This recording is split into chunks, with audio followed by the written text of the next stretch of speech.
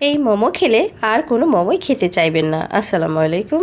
নিয়ে নিলাম ধনিয়া পাতা, 2 কাপ ময়দার লবণ, সয়াবিন তেল দিয়ে মাখিয়ে নিলাম আর ধনিয়ার জুসটা দিয়ে দিলাম।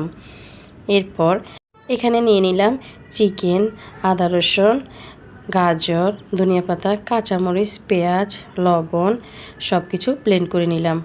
আর সবজিগুলোকে গোলমরিচ গুঁড়া দিয়ে সটে করে নিলাম। আর 2টা ডো তৈরি করলাম, একটা হলো ধনিয়া পাতার আর একটা হলো ময়দার। ধনিয়া পাতার ডোগুলো গোল গোল করে ভেঙে নিলাম আর সবুজ রুটিগুলোর মাঝখানে পাকা করে নিলাম ভিডিওতে দেখানো নিয়মে।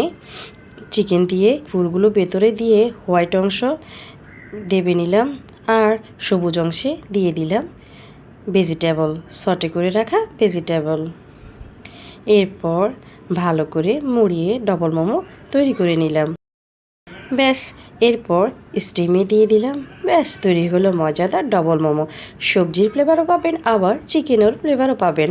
আর চিলি সস দিয়ে পরিবেশন করলাম খুবই দারুণ ডবল মোমো।